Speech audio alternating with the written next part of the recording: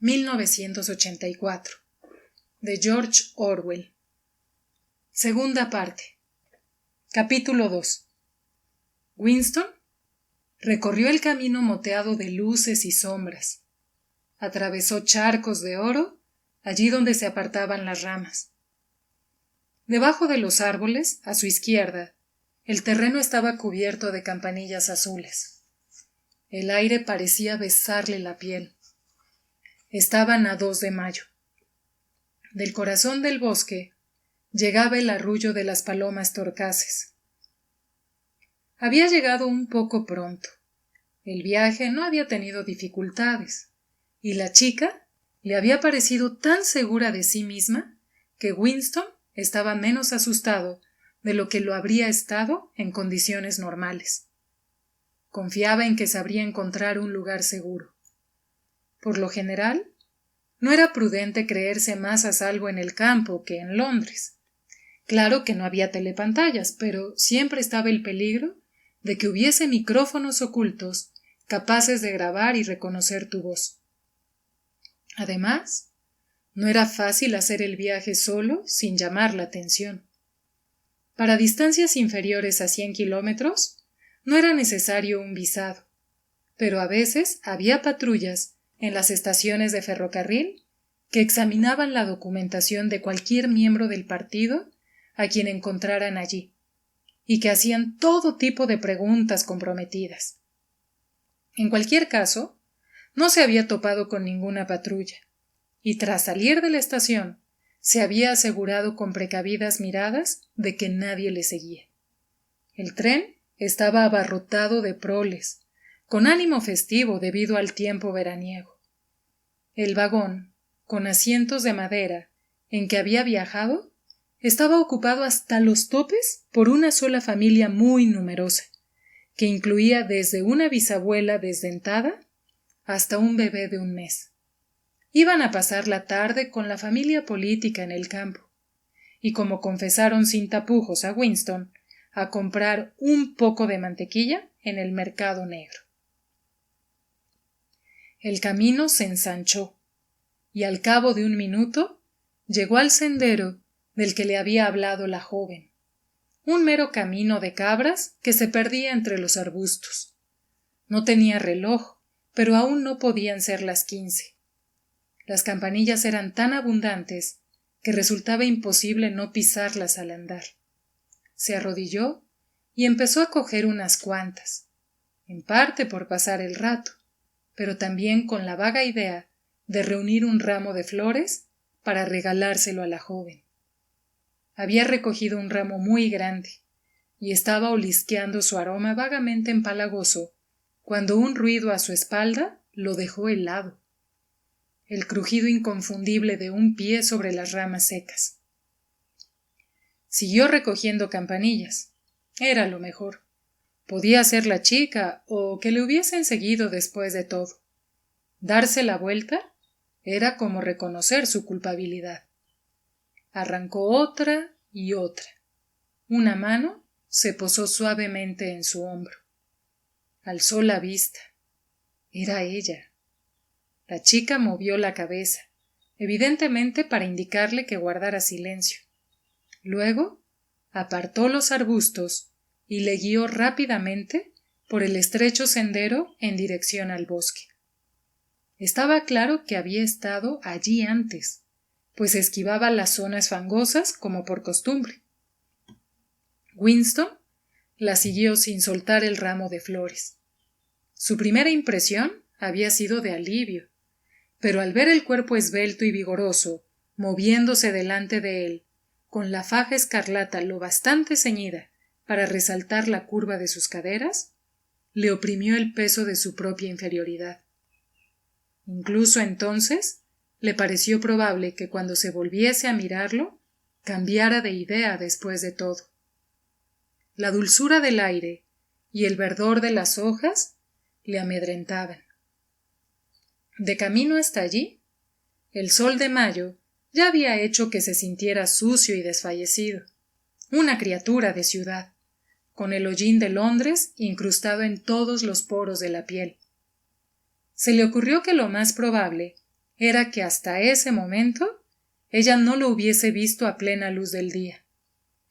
Llegaron al árbol caído del que le habían hablado. La muchacha lo saltó y apartó los arbustos en un lugar donde no parecía haber un camino. Winston la siguió y descubrió que se hallaban en un claro natural, un montículo herboso rodeado de árboles jóvenes y altos que cerraban el lugar por completo. La chica se detuvo y se volvió. Ya hemos llegado. Él se hallaba a varios pasos de distancia, como si no se atreviera a acercarse. He preferido no decir nada en el sendero, continuó, por si había algún micrófono oculto. No lo creo, pero nunca se sabe. Siempre cabe la posibilidad de que uno de esos cerdos reconozca tu voz. Aquí estamos a salvo. Winston seguía sin atreverse a acercarse. ¿A salvo? Repitió como un estúpido. Sí, mira los árboles. Eran fresnos.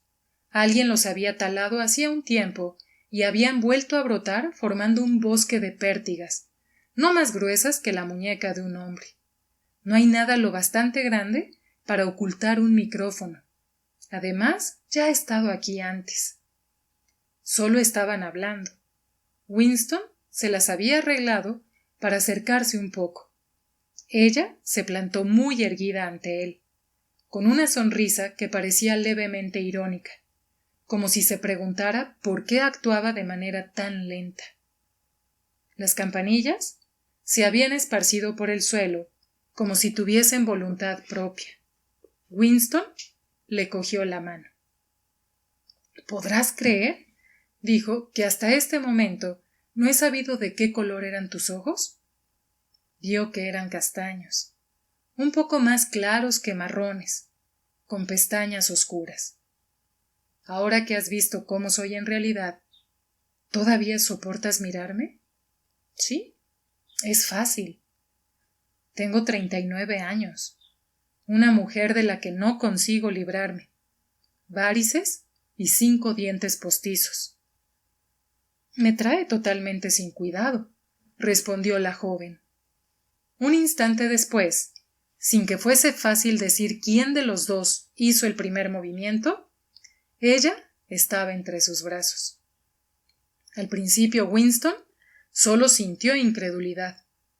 Aquel cuerpo joven estaba apretado contra el suyo. La masa de cabello oscuro se arremolinaba contra su rostro.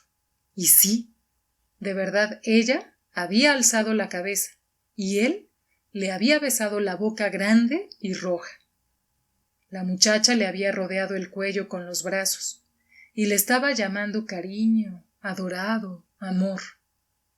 La tumbó en el suelo sin encontrar resistencia. Podía hacer con ella lo que quisiera. Sin embargo, lo cierto es que Winston no tuvo ninguna sensación física aparte del mero contacto. Lo único que sintió fue incredulidad y orgullo. Se alegraba de que estuviese ocurriendo aquello, pero no sentía deseo físico. Era demasiado pronto. La belleza y la juventud de la chica le habían asustado. Estaba demasiado acostumbrado a vivir sin mujeres. No sabía el motivo. Ella se incorporó y se quitó una campanilla del pelo. Se sentó a su lado y le pasó el brazo por la cadera. No te preocupes, cariño. No hay prisa. Tenemos toda la tarde. ¿No te parece un escondite estupendo? Lo encontré una vez que me perdí en una excursión comunitaria. Si viniese alguien, lo oiríamos a 100 metros. ¿Cómo te llamas?, preguntó Winston. Julia. Yo sí sé cómo te llamas. Winston. Winston Smith. ¿Cómo lo has averiguado? Creo que averiguar cosas se me da mejor que a ti, cariño. Dime, ¿qué pensabas de mí antes de que te pasara la nota? Él no sintió la tentación de mentirle. Incluso le pareció que empezar diciéndole lo peor era una especie de ofrenda amorosa. Te odiaba, respondió. Quería violarte y luego asesinarte. Hace 2 semanas consideré seriamente la idea de partirte el cráneo con un adoquín. Ya que quieres saberlo, creía que tenías algo que ver con la policía del pensamiento. La chica se echó a reír encantada. Evidentemente le parecía un halago a su habilidad para el disimulo. ¿Con la policía del pensamiento? ¿No lo creerías en serio? Bueno, tal vez no exactamente, pero a juzgar por tu aspecto, como eres tan joven, lozana y saludable, ya me entiendes. Pensé que probablemente pensaste que era una buena miembro del partido, pura de hecho y de palabra. Banderas, desfiles, consignas, juegos, excursiones comunitarias y demás. Y que, a la menor oportunidad, te denunciaría por criminal mental y haría que te mataran. Sí, algo por el estilo. Ya sabes que muchas jóvenes son así. La culpa la tiene esta maldita faja, dijo arrancándose el cinturón escarlata de la Liga Juvenil Antisexo y arrojándolo a una rama. Luego, como si al tocarse la cadera se hubiese acordado de algo, hurgó en el bolsillo del mono y sacó una tableta de chocolate. La partió por la mitad y le dio uno de los trozos a Winston. Incluso antes de aceptarlo, supo por su aroma que era un chocolate muy especial. Era oscuro y brillante, e iba envuelto en papel de plata. Normalmente el chocolate era una sustancia de color pardo que se deshacía entre las manos, y sabía, no había mejor descripción, como el humo de la hoguera de un vertedero. Pero en alguna ocasión había probado chocolate como el que acababa de darle. Su aroma despertó algún recuerdo que no acertó a identificar, aunque era muy vivo e inquietante. ¿De dónde lo has sacado?, preguntó.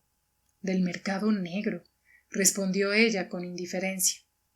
La verdad es que cualquiera que me vea pensará que eso es lo que soy. Se me dan bien los juegos. Fui jefe de tropa en los espías. Hago trabajo voluntario 3 tardes a la semana en la Liga Juvenil Antisexo. He pasado horas y horas pegando sus puñeteros carteles por todo Londres. Siempre llevo un extremo de la bandera en los desfiles. Siempre parezco alegre y nunca me escaqueo. Mi lema es: grita con la multitud. Es la única forma de estar a salvo. El primer trozo de chocolate se había deshecho en la lengua de Winston. El sabor era delicioso, pero aquel recuerdo siguió rondando los límites de su conciencia por más que no pudiera reducirlo a una forma definida, como si lo viese por el rabillo del ojo. Lo apartó de su memoria y solo acertó a comprender que era el recuerdo de algo que habría preferido no haber hecho y ya no tenía remedio. Eres muy joven, dijo. Te saco al menos 10 o 15 años. ¿Qué pudiste ver en un hombre como yo que te resultara atractivo? Algo en tu expresión. Decidí arriesgarme. Se me da bien identificar a quienes no acaban de encajar. En cuanto te vi, supe que estabas en contra de ellos. Al parecer, ellos eran el partido, y por encima de todo el partido interior, del que hablaba con un odio tan poco disimulado que hizo que Winston se sintiera incómodo, aunque sabía que allí estaban a salvo. Lo que más le sorprendió de ella fue la crudeza de su lenguaje. Se suponía que los miembros del partido no debían utilizar palabras malsonantes, y Winston lo hacía muy raras veces y nunca en voz alta. Julia, en cambio, parecía incapaz de hablar del partido, y sobre todo del partido interior, sin utilizar esas palabras que uno veía pintarrajeadas en los más sórdidos callejones. No le molestó. Era solo un síntoma de su rebeldía contra el partido y sus métodos, y en cierto sentido resultaba natural y saludable, igual que el estornudo de un caballo que huele a paja podrida. Habían abandonado el claro y estaban paseando entre las sombras salpicadas de luz, cogidos de la cintura siempre que había sitio para pasar los dos juntos. Winston reparó en lo suave que era su cintura ahora que se había quitado el cinturón. Seguían hablando con susurros. Fuera del claro, le advirtió Julia, era mejor guardar silencio. Pronto llegaron a la linde del bosquecillo. Ella le obligó a detenerse. No salgas al descampado. Podría haber alguien mirando. Ocultos detrás de las ramas, estaremos más seguros. Estaban a la sombra de unos avellanos. La luz del sol se filtraba a través de las hojas y les calentaba la cara. Winston miró hacia el prado que había más allá y experimentó una curiosa y creciente sorpresa al reconocerlo. Lo había visto antes. Un prado viejo con la hierba mordisqueada, atravesado por un sendero y con alguna que otra topera aquí y allá. En el seto descuidado que había al otro lado del prado, las ramas de los olmos se cimbreaban de manera imperceptible bajo la brisa, y el follaje se estremecía como el cabello de una mujer. Sin duda, cerca de allí, aunque no pudiera verlo, debía de haber un riachuelo con pozas verdes donde nadaban los mújoles. ¿No hay un río cerca de aquí?, susurró. Sí, hay un riachuelo. En realidad está detrás de aquel campo. Hay peces muy grandes. Si te tumbas en las pozas bajo los sauces, se les ve nadar moviendo la cola. Es el país dorado. O casi, murmuró. ¿El país dorado? No es nada. Solo un paisaje que he visto a veces en sueños. Mira, susurró Julia. Un zorzal se había posado en una rama, a menos de 5 metros de distancia, casi a la altura de su cara. Tal vez no los hubiera visto. Estaba al sol y ellos a la sombra. Extendió las alas, volvió a cerrarlas con cuidado, agachó la cabeza un momento como rindiendo homenaje al sol y luego empezó a verter un torrente de gorjeos. En el silencio de la tarde, el volumen de aquel sonido resultaba sobrecogedor. Winston y Julia se abrazaron fascinados. La música siguió y siguió, un minuto tras otro, con sorprendentes variaciones, sin repetirse una sola vez, casi como si el pájaro estuviera haciendo deliberadamente un alarde de virtuosismo. A veces se interrumpía unos segundos, extendía las alas y volvía a cerrarlas. Luego hinchaba el pecho, moteado, y volvía a cantar. Winston lo observó con una especie de vaga reverencia. ¿Para quién? ¿Y para qué cantaba aquel pájaro? No tenía ninguna pareja, ni rival cerca. ¿Qué le impulsaba a posarse en la linde del bosque y verter su música en el vacío? Se preguntó si no habría, después de todo, algún micrófono oculto cerca de allí. Julia y él habían hablado solo entre susurros, y ningún micrófono habría podido registrar lo que decían. pero sí el canto del zorzal. Puede que al otro extremo de aquel artilugio, un hombrecillo con aspecto de escarabajo estuviera escuchando atentamente. Pero, poco a poco, el fluir de la música apartó todas esas especulaciones de su imaginación. Fue como si estuviese vertiendo sobre él una especie de líquido que se mezclaba con la luz del sol que se colaba entre las hojas. Dejó de pensar y se limitó solo a sentir. La cintura de la chica en el hueco de su brazo era suave y cálida. La obligó a volverse de modo que quedaron frente a frente. El cuerpo de la joven pareció fundirse con el suyo.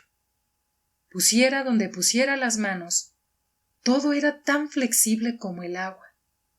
Sus bocas se unieron de un modo muy diferente a los besos acartonados que se habían dado antes. Los dos apartaron la cara y suspiraron profundamente. El pájaro se asustó y voló con un aleteo. Winston acercó los labios a su oído. Ahora, susurró. Aquí no, respondió ella con un murmullo. Volvamos al escondrijo, es más seguro. Deprisa, entre los crujidos ocasionales de las ramas, recorrieron el camino de regreso al claro.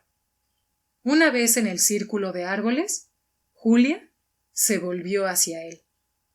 Los dos estaban jadeantes, pero en la comisura de sus labios había reaparecido la sonrisa.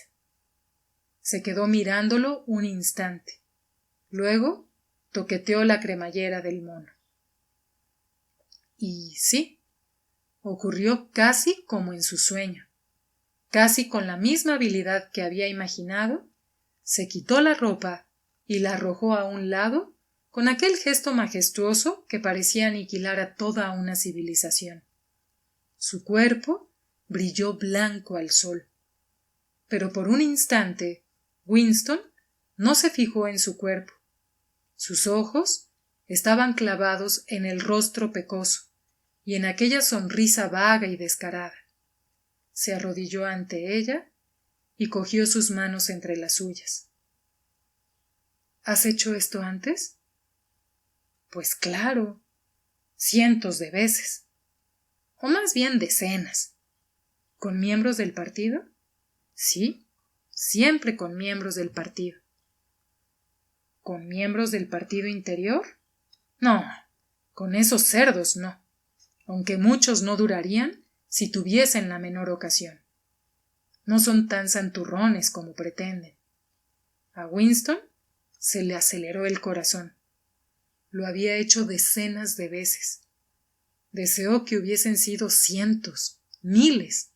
Cualquier cosa que oliera a corrupción le llenaba de una absurda esperanza. ¿Quién sabe? Tal vez el partido estuviera corrompido bajo la superficie y su culto al esfuerzo y la negación de uno mismo fuese una tapadera que ocultase su iniquidad. Si hubiera podido contagiarles a todos la lepra o la sífilis, ¿con qué gusto lo habría hecho? Cualquier cosa con tal de que los pudriera, minara y debilitara. Tiró de ella y los dos quedaron arrodillados cara a cara. Escucha. Con cuantos más hombres hayas estado, tanto mejor. ¿Lo entiendes? Sí, perfectamente. Odio la pureza y la bondad. No quiero que exista virtud en ningún sitio. Quiero que todo el mundo esté corrompido hasta el tuétano. Pues has dado con la persona adecuada, cariño, porque lo estoy. ¿Te gusta hacerlo? No quiero decir conmigo, sino hacerlo. Me encanta. Era más de lo que necesitaba oír. La fuerza que haría pedazos al partido no era el amor de una persona, sino el puro instinto animal, el deseo indiferenciado. La empujó contra la hierba, entre las campanillas desparramadas por el suelo. Esta vez no hubo problemas. Pronto El jadeo de sus pechos recuperó su ritmo normal, y se separaron con una especie de agradable indefensión. El sol parecía calentar más que antes. Los dos estaban adormilados. Winston cogió el mono que ella se había quitado y se lo echó por encima. Se quedaron dormidos casi enseguida y durmieron una media hora. Él se despertó primero. Se sentó y observó el rostro pecoso de la joven, que seguía plácidamente dormida, apoyada en la palma de la mano. Aparte de la boca, no podía decirse que fuese guapa. Si la mirabas de cerca, tenía una o dos arrugas en torno a los ojos. El cabello corto y moreno era muy suave y espeso. Winston cayó de pronto en que no sabía su apellido ni dónde vivía. El cuerpo joven y fuerte, indefenso mientras dormía, despertó en él un sentimiento compasivo y protector, aunque no había vuelto a sentir aquella ternura instintiva que había sentido debajo del castaño al oír cantar el zorzal. Apartó el mono y contempló sus caderas blancas y suaves. En los viejos tiempos, pensó, uno miraba el cuerpo de una chica, veía que era deseable y ahí terminaba la historia. Pero ahora ya no había amor ni deseo puros. Ninguna emoción era pura, porque todo se mezclaba con el miedo y el odio. Su abrazo había sido una batalla. Su clímax, una victoria. Era un golpe contra el partido, un acto político.